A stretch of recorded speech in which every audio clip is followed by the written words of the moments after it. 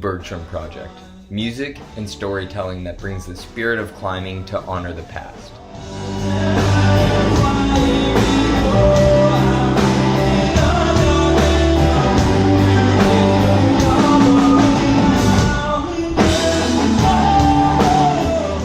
All right, so I guess you want a little background. My name's Jim Opdycke. I started climbing when I was 28.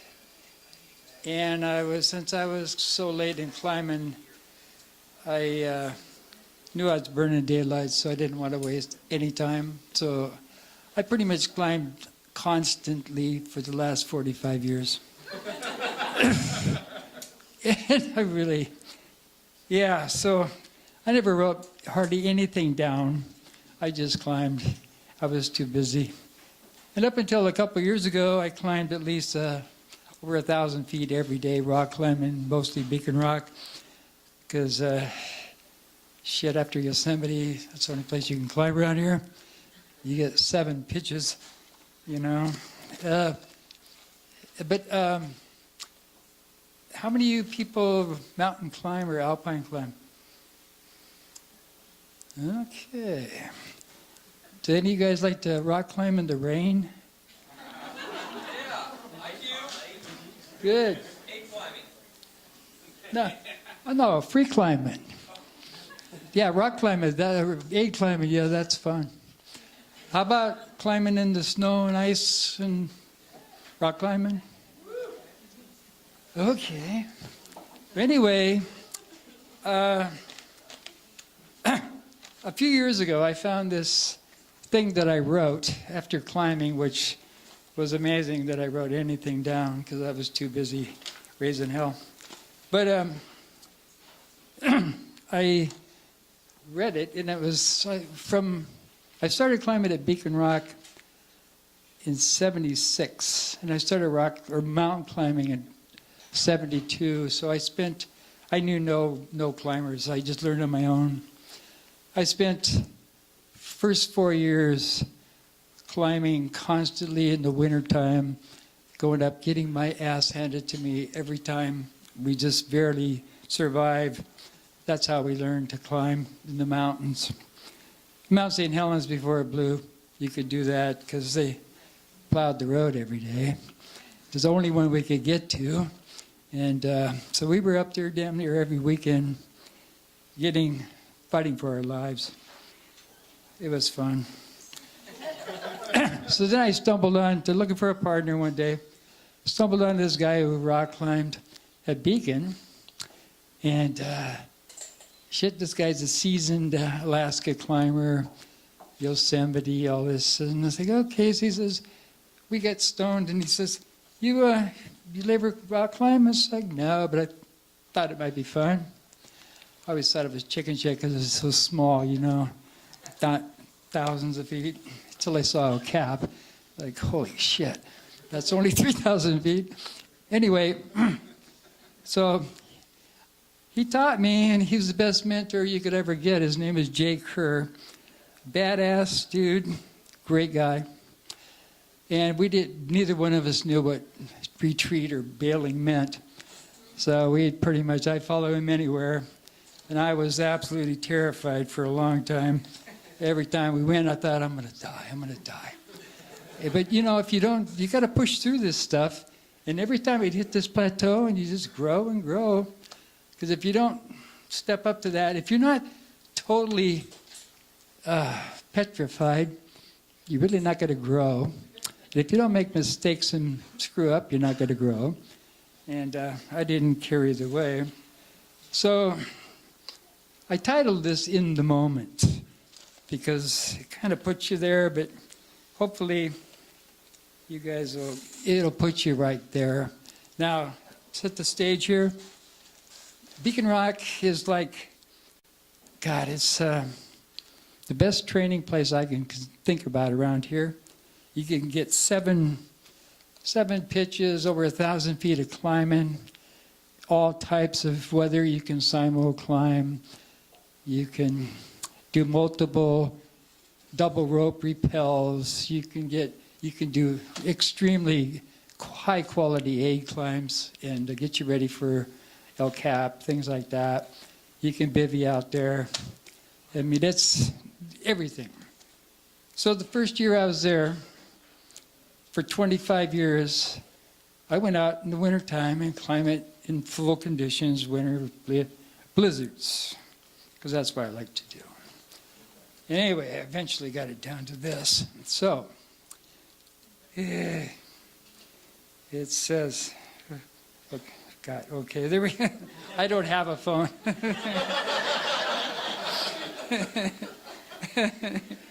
Okay, it says, it's winter. By the way, this was written early 80s, late 70s, somewhere in there, before the pins got removed. So I have no idea when, because we did this several times every winter for 25 years. So it's winter, full conditions. East wind is howling, snow is horizontal. Rock is encased in ice and snow. It's blizzard conditions. It's over 100 feet to a fixed anchor and a ledge. I carefully start up. It's a good 40 feet plus till I can find some pro. A sling over a short rounded horn. I place my hand over it so it won't come off while I mantle up to a very small stance covered in snow. I start to dig out the ice in a finger crack. At last I have some pro. So the next 15 to 20 feet I won't hit the ground.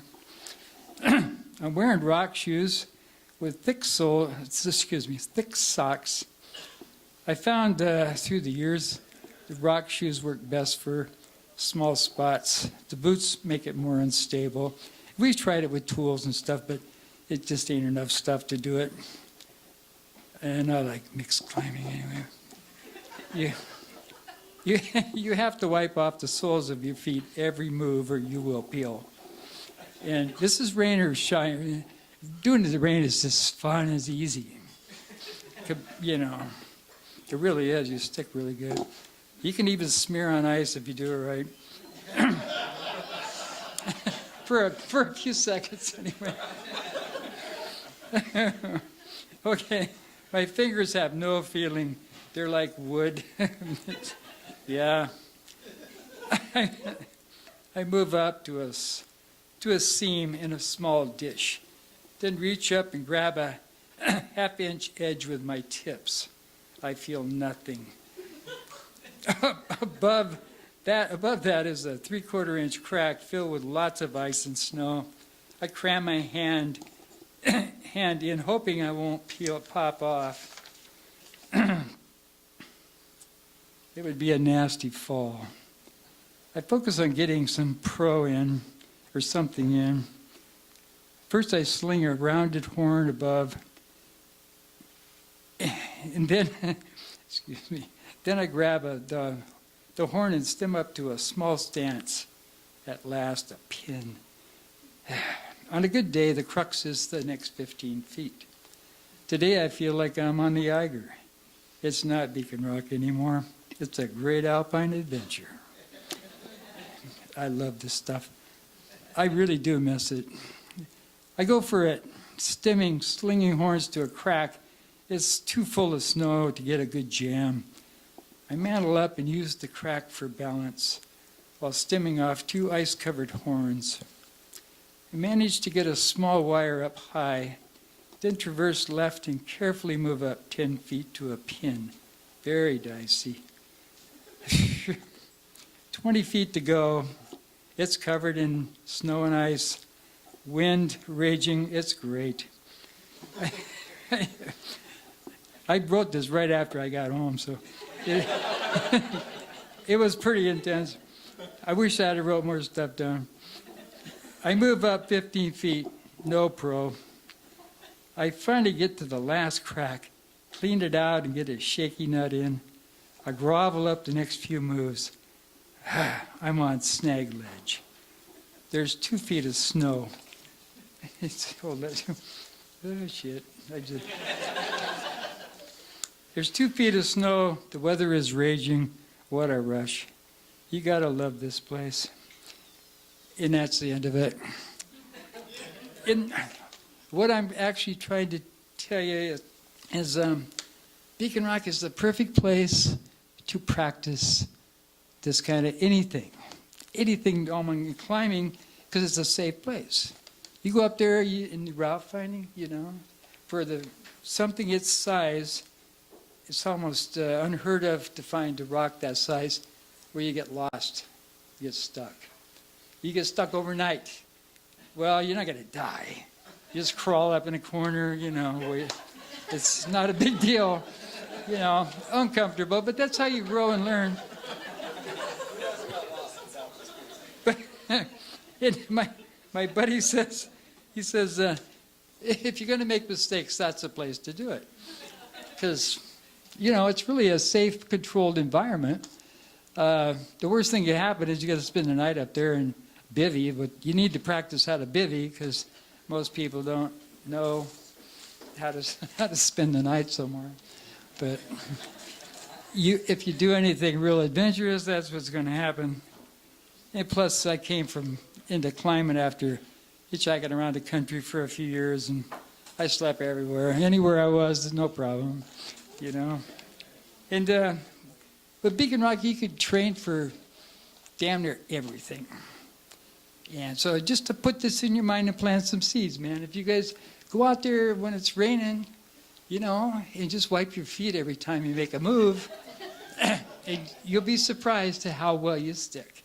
The rain ain't shit, After a while, you realize, I can climb this stuff, no problem. You just got to wear good raincoats and stuff like that.